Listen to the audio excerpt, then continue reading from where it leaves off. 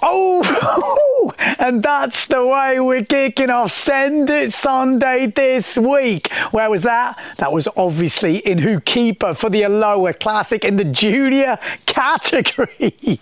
And there was some epic sends. Obviously, Aloha Classic has happened, last wave event of the year for the IWT PWA combined tour. We have new world champions. Mark Paré, Superstar teammate and good friend, is the men's world champion. First time we've had a new world champion for a long time. I think it's been taken up by Philip Costa, Victor Fernandez, Thomas Traversa has been there, and obviously Marcilio Brown and Mark had to go head to head with Brazinho this year. A really good fight coming all the way down to the Aloha Classic. In the end, the result didn't matter because Brown had to win going into it, which obviously in the end he didn't. Morgan Nareau won the Aloha Classic, which is a massive result. I think his fourth win. That's huge. The last time he won was about 8 years ago, but that is huge. 4 wins. I think the first person to back up, get 4 wins. An impressive performance. Took to the wire though, I thought, in my unofficial judging by Bernd Rodiger. Really well sailed event from Bernd. They had a close one with Takara Ishii. Could have gone out a bit earlier for me, but I thought in the final looked really good, and those two super close. Judging gave it to Morgan by quite a bit. I had it a lot closer, but deserved win from Morgan, and unlucky from Bernd not to get back-to-back. Just couldn't quite finish his waves off what it looked like. And then in the final it was Marcilio Brown in third. So a good result, but not enough to take that world title. And obviously, honourable mention, Robbie Swift, 40 years old in that final. I think the first time he's made a Who Keeper Aloha Classic final, could be. So really good as well. So impressive performance. Mark Paré, world champion, didn't even make the final, didn't need to. In the women, Sarah Kita Offringer does the triple. Yes, freestyle world champion, Slalom X world champion, and wave world champion. Is she the best windsurfer in the world ever? She's got to be up there, isn't she? Like 28 world titles. Insane. The skills she has is just absolutely ridiculous. Yeah, and I think she ends up with, is that her 4th Aloha Classic in a row? I should have really done some fact checking here, shouldn't I? But anyway, a massive big up to all the podium placers. Off the top of my head, I can't think of all, but I've got to say special big up to the Masters as well, because, I was usually a part of the Masters competition. Not so much this year, injuries and whatnot, but a big up to Mike, another world title for him. But in the Aloha Classic, Josh Stone. Yes, what a performance from him. Absolutely stomped the final, but it was amazing to see that Masters competition, and I'm glad they've kind of put it on, because we saw Francisco Goya on one, we saw Keith Tabor on one, obviously Josh Stone, and then the Fishbowls, Fishbowls Diaries, Paul in that final. What a dream come true for him. I read something, he's like, how am I in the final with these 3 legends? And we got a shout out Jason Pryor. Did you see the mutant from Jason Pryor in the early rounds? Just so cool.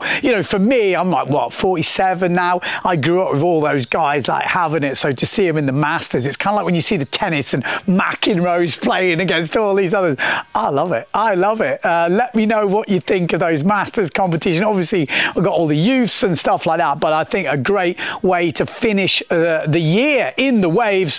Really cool. And they did it a bit early this year, and I think that worked out super well. But we have had a lot of competitions going on recently. Yeah, we've got Japan coming up for the final of the racing in the foil, so that should be exciting. Matteo Yukino looking very good at the moment. We've just had Tyree Wave Classic. Yeah, Tyree Wave Classic. It was looking like it was going to be a no-show. Dieter van der Eycken made the trip up there, but the forecast was shocking. No wind all week. It was meant to finish on Friday. And you know what? They said, hang on, forecast for Saturday's looking good. they asked around, everyone said, yeah, no problem, we'll extend. So they extended it for the Saturday, and they got everything done on the Saturday. Dieter van der Eycken taking home the sword and getting his name on that iconic Tyree trophy. Really good performance from him, but took to the wire by Phil Horrocks. Yeah, Phil Horrocks is the national champion once again. I think that's maybe his 6th title, I think I read somewhere. So another Simmer teammate. Simmer's having a good one. Also, because he won the women's as well. Yes, we've got McFarlane taking home the women's and the Tyree champion. So really good showing for the Simmer boys and girls this year. And like I said, really good to see Tyree happening. I think 100 competitors in the classic. So really good to get that. And they've actually just done another competition in the British Series in West Whittle, which is happening right now. I don't know the results, final results, but I did see Lucas Meldrum look like he took it starboard tack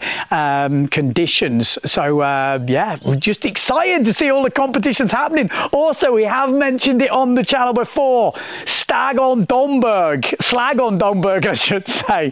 That competition, I just saw the after movie, had a little watch of that earlier, and there is just some epic stuff in that. If you haven't seen the video, I'll put the link below. But this is the sort of competition we want to see in windsurfing. This is, you know, you guys who organize these types of competitions, you are the legends out there. I know you are. You are the backbone of windsurfing. This is the hardcore stuff that makes windsurfing so exciting. Yes, we've got the World Tour. Yes, we've got the top riders. And, you know, obviously the guys that do the Slag on Domburg are really good riders, but they're top national riders. Henry Kohlberg was the guy who won it, who is a Peterway regular. But you could just see all the locals, all the Dutchies just having it. And that's my type of competition. Pumping like conditions and guys that are just full on senders. Have they got the skill of Costa?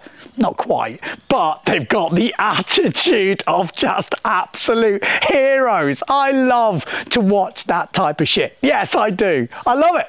So keep up the good work, everyone who is doing it out there. We've also got speed coming up. Luderitz Speed Challenge is kicking off in a week. Spoke to Mr. Simon Petter for the other day.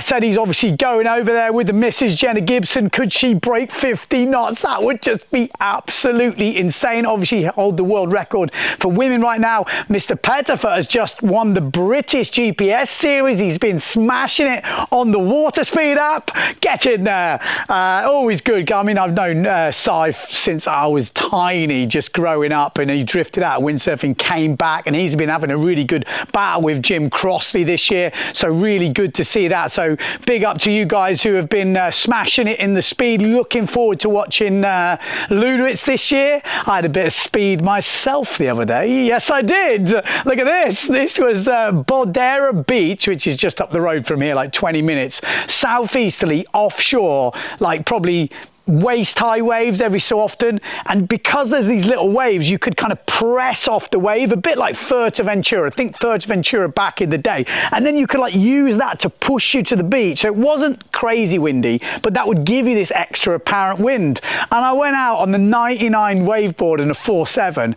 I got 30, I think on the Water Speed app, was it 31.1 max speed, but over 30 knots on the 2 second and the 5 second, which I was pretty happy with on a waveboard.